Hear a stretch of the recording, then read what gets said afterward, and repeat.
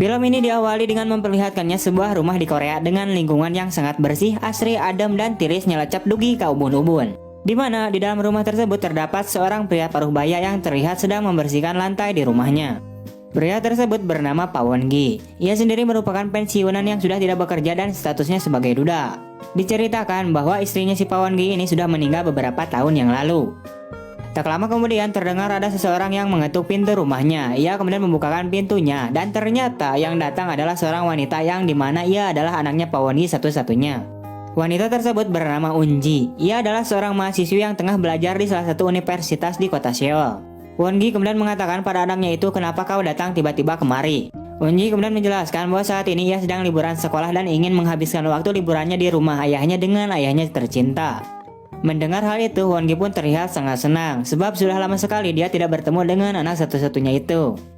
Singkatnya, mereka kemudian makan-makan bersama. Saat sedang makan, Unji mengatakan pada ayahnya bahwa ia ingin membawa teman perempuannya ke rumah ayahnya untuk menginap selama masa liburan sekolah mereka.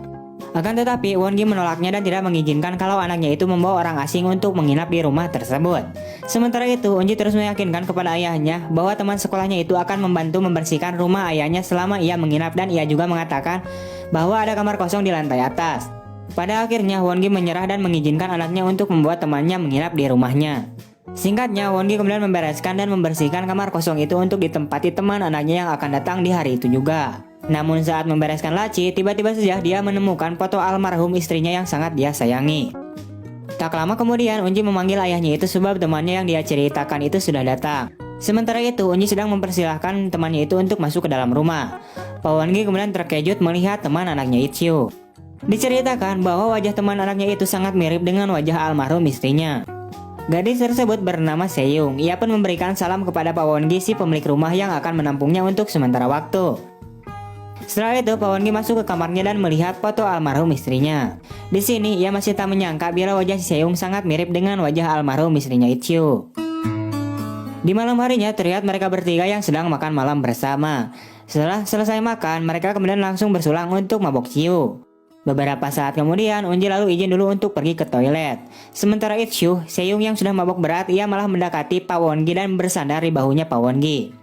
Pak Won-gi yang menyadari hal tersebut, sontak ia pun menjadi kaget.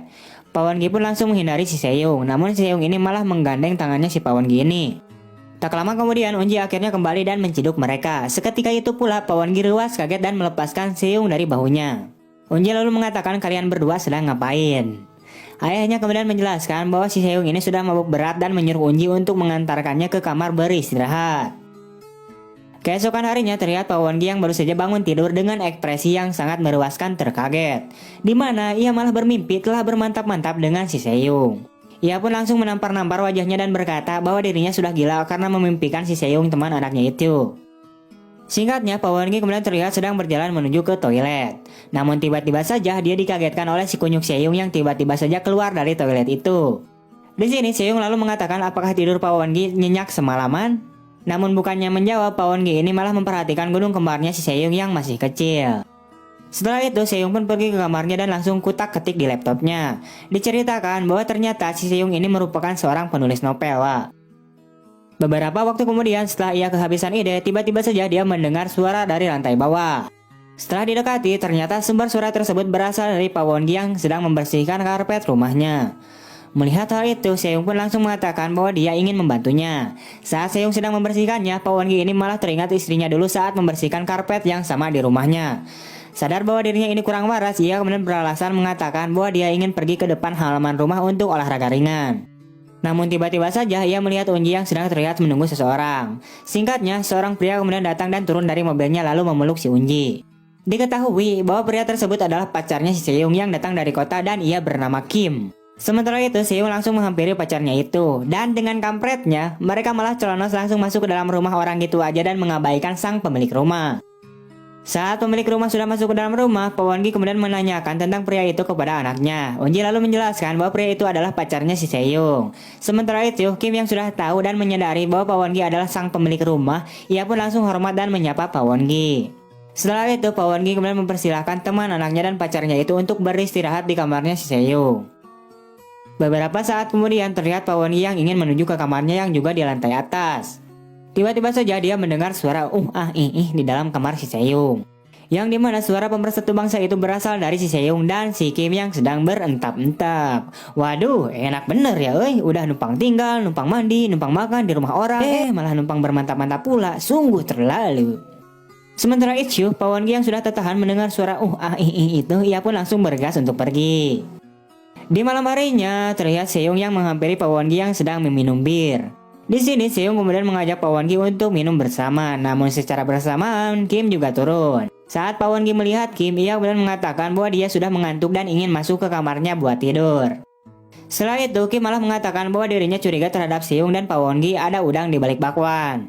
Akan tetapi Seyung membantahnya. Ia mengatakan bahwa Pak Won Gi hanyalah seorang ayah temannya dan hal itu pun tidak akan pernah terjadi. Seyung yang sudah merasa kesal pun ia kemudian berniat untuk pergi ke kamarnya. Akan tetapi Kim ini malah menahannya sehingga membuat Seyung terjatuh dan mengakibatkan kakinya tijalike. Keesokan paginya terlihat Pak Won Gi yang sedang mencoba mengobati kakinya si Seyung yang tijalike tadi malam. Unji juga terlihat turun dari tangga dan menanyakan kakinya si Seyung. Seyung yang harusnya pergi menemani Kim untuk pergi ke Busan. Pada akhirnya si Unji lah yang menggantikan si Seyung buat menemani si Kim. Setelah Unji dan Kim pergi, Pak Won Gi kemudian mengantarkan Seyung ke kamarnya. Setelah sampai di kamarnya, Pak Won Gi kemudian mengatakan kalau kau ingin apa-apa tinggal panggil saja aku. Akan tetapi si Seyung ini malah meminta Pak Won Gi untuk tetap tinggal di situ menemaninya. Sing kemudian beralih memperlihatkan Unji dan si Kim yang sedang berhenti di salah satu halaman rumah yang sepi.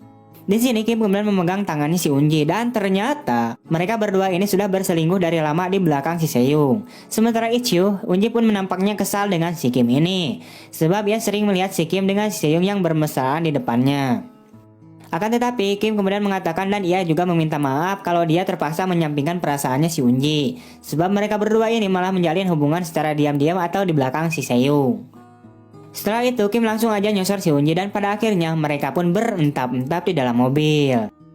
Balik lagi ke rumah, terlihat Pak Won Gi yang sudah sedang digoda oleh si Seyung. Atau pada akhirnya mah mereka bermantap-mantap juga wah. Singkat cerita, terlihat Kim yang sedang berpamitan untuk pulang ke Busan. Kim juga berterima kasih kepada Pak Won Gi, namun dapat diketahui ia berterima kasih karena sudah mencicipi lubang nikmat anaknya. Singkatnya, mereka pun kembali lagi bertiga sedang makan bersama. Tetapi di sini Unji sedikit menaruh rasa curiga terhadap Seyung dengan ayahnya Ichyu. Unji pun mengatakan bahwa ia tidak nafsu makan untuk melanjutkan makannya. Secara diam-diam, Unji kemudian memberanikan diri untuk seselumputan masuk ke kamarnya si Seyung. Setelah berada di dalam kamarnya si Seyung, Unji kemudian membuka laptopnya si Seyung ini. Pada akhirnya dia menemukan sebuah cerita yang ditulis oleh si Seyung, di mana dalam tulisan itu menceritakan tentang seorang gadis yang suka kepada ayah temannya sendiri. Unji yang sudah mengetahui hal tersebut, ia pun kemudian turun kembali ke lantai bawah. Saat di bawah, ia pun kemudian kaget melihat si Seyung yang sedang memijat ayahnya si Unji itu. Di sini Unji lalu mengatakan bahwa ia ingin pergi ke Seoul untuk menemui seseorang dan ia juga mengatakan agar mereka tidak menunggunya. Di malam harinya terlihat Unji yang sudah pulang kembali, namun di sini ia malah ditilik-tikan seselumputan untuk menolong si Seyung dan si Pak Won Gi ayahnya itu. Diketahui bahwa ternyata ia pergi ke kota itu hanyalah sebuah alasan belaka, sebab ia ingin menyelidiki apa yang telah mereka lakukan saat ia tidak berada di rumah. Saat ia membuka pintu kamar ayahnya, akhirnya Unji mengetahui dan menciduk ayahnya yang sedang bermantap-mantap dengan si Seyung. Di sini Unji kemudian marah-marah kepada ayahnya karena dulu saat ibunya meninggal, ayahnya pernah berjanji akan setia kepadanya walaupun beliau telah wafat. Selain itu, Unji juga menarik rambutnya si Seyung karena telah menggoda ayahnya si Unji itu. Sementara itu, Seyung berontak karena ia merasa dirinya telah dikhianati oleh si Unji sahabatnya sendiri. Karena ternyata si Seyung telah mengetahui perselingkuhan si Unji dengan si Kim di belakangnya.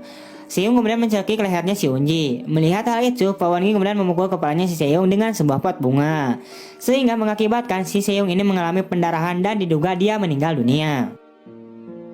Setelah itu, film pun kemudian flashback ke masa lalu, memperlihatkan Unji dan Seyung yang sedang berada di suatu tempat. Di sini Unji mengatakan bahwa ia sangat senang mempunyai sahabat seperti si Seyung yang sangat mirip dengan wajah ibunya. Unji juga mengajak Seyung ini untuk berjanji kalau mereka akan selalu bersahabat untuk selama-lama-lamanya. Setelah itu, kemudian film pun tamat. Oke, wah itu dia untuk alur cerita film kali ini. Kurang lebihnya mohon maaf. See you next time and bye-bye.